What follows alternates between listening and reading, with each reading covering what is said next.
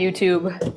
It's time to make pulled pork. And before we start, let me just say, if your idea of pulled pork is to put out bread and some shredded meat and a bottle of barbecue sauce, let me just stop doing that. That isn't it. We're gonna do it right. So this will be the only recipe you'll ever need, I promise. I'm going to be making the pulled pork that I have always made for our family, and that I'm gonna be canning it. In the next video, we'll be canning this to put it on the shelf because it's gonna be a big batch. This was based on the recipe that I used for our oldest daughter's wedding in 2017. We made it times 10 in these great big roasters. I have 2 of these, and I'll show you this in a little bit. It's the coolest kitchen gadget, best $100 I ever spent. I'll show you that. It's like a multi-purpose. It does probably 4 different things. I have 4 roasts here that are all about 4 to 6 pounds each. They're pork picnic. You can do picnic or shoulder.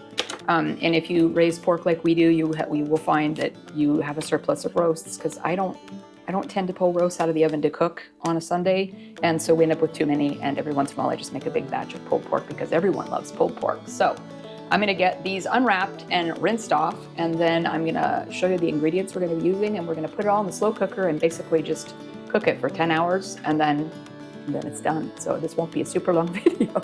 Just, if you're gonna cook pulled pork, please just do it right. Take the time to do it right. I can't with that.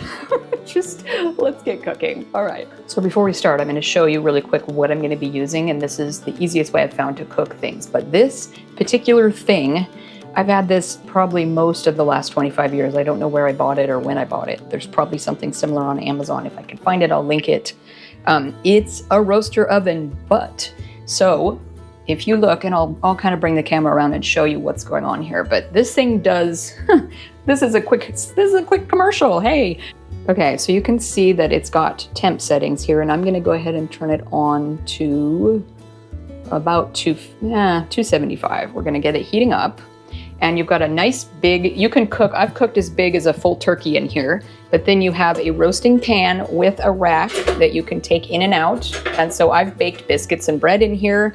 And then it's also, this goes there, and then it can also be a warming serving tray, and you can put water underneath if you want to keep steam going for whatever's in these.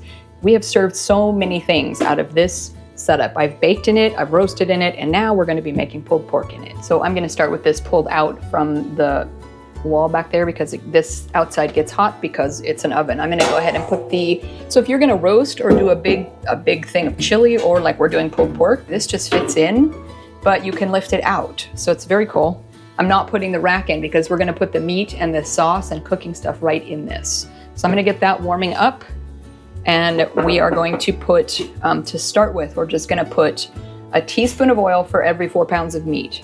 So I'm just gonna put that in the bottom and kind of spread it around. And we're gonna put the meat in and get it warming up while we start on our sauce ingredients. So we're gonna go ahead and put the meat in fat side up. So you've got this facing up in the bottom of this pan.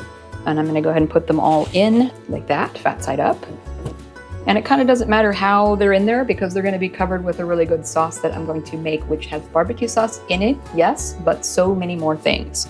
So I guess, I mean, you could cheat and just put barbecue sauce over all of this, but the trick is this is cooking in the sauce for 12 hours or overnight. There's another one. That's like a little bit of a leg looking roast. I'm not sure if that's a picnic or not. I don't know what a picnic roast even is. Somebody chime in and tell me where the picnic roast cut comes from. I'm gonna move these around a little bit, just so we have the spacing. And they're all touching, and they're all kind of snug in here, and it's fine because they're gonna cook. But the point is you're gonna get them cooking in the sauce until they just are that fork tender where you can pull them apart, but they will have cooked in the sauce for the whole time. And then you pull them apart, and then you let them continue to cook shredded in the sauce. You can see where I'm going with the in the sauce concept. Please cook them in the sauce. I'm gonna get the ingredients together. I'll show you what those are. We're gonna pour them over this and walk away until tomorrow, basically.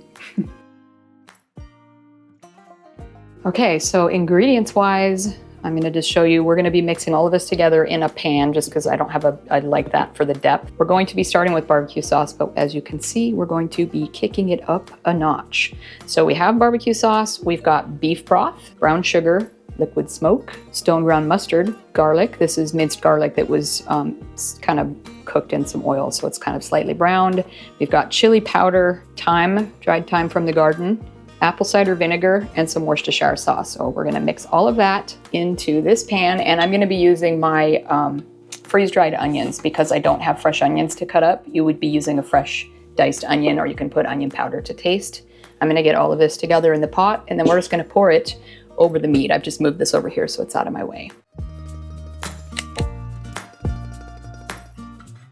So that's the barbecue sauce just went in, and we're gonna add the beef broth. We're adding the brown sugar, and you've got apple cider vinegar going in. And here's what beautiful freeze-dried onions look like. So I'm just gonna sprinkle a bunch of those in, and they will melt into the sauce as we go along.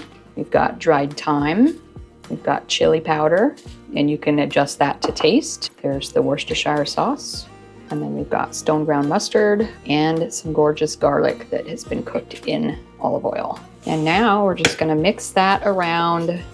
So you're just making a sauce with some onion in it, basically, and we're gonna just pour this over all of that lovely meat. The idea is that you're sort of gonna be basically braising your pork in this wonderful sauce that we're making. So it's based on barbecue sauce, but it's so much more. And if you could smell this right now, oh my goodness, so, so good. We're also gonna add in a few drops per recipe, and I'm just gonna use a 1/4 teaspoon here because this is a multiple recipe of liquid smoke, just to add a little bit extra flavor. Give that a stir. Okay, and there's our meat. We've got this cooker set on low. We're just gonna pour this lovely sauce right over all of these roasts. Just like that. So you kind of coat each piece of meat, and it's gonna cook under the sauce and in the sauce. Isn't that beautiful? Oh my goodness. Again, it smells so, so good. So you can see it's a little more liquid also than what normal barbecue sauce would be like. Ah, gorgeous. That is beautiful. And you can see how nicely covered these are, and they're sitting in about half their depth in that gorgeous sauce. So we have it set on low, which for this pot, I'm gonna just leave it at about 250. And we're gonna leave it in there either overnight, 10 to 12 hours, or overnight.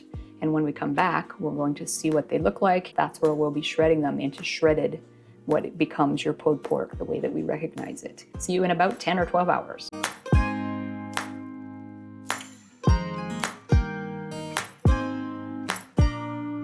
Okay, this has been sitting overnight on a very low heat.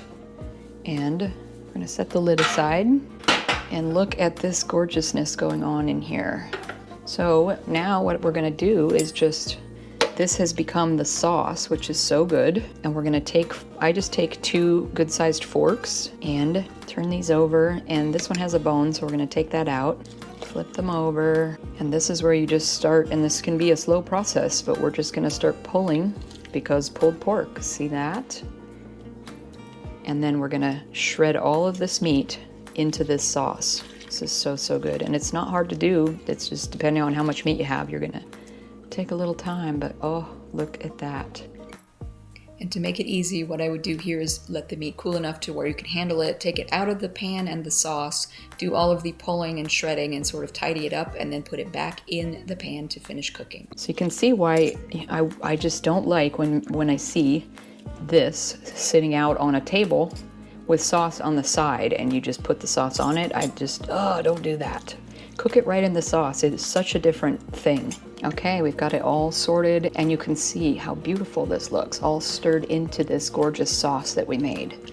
So, if you don't want to see this at your next party, do it right, do it in a slow cooker, and serve them this. I hope this inspires you to try slow-cooked pulled pork and serve it for your next family gathering. Thanks for watching. We'll see you in the next video. You can look in there and see what's happening. Oh my God, you gotta be kidding.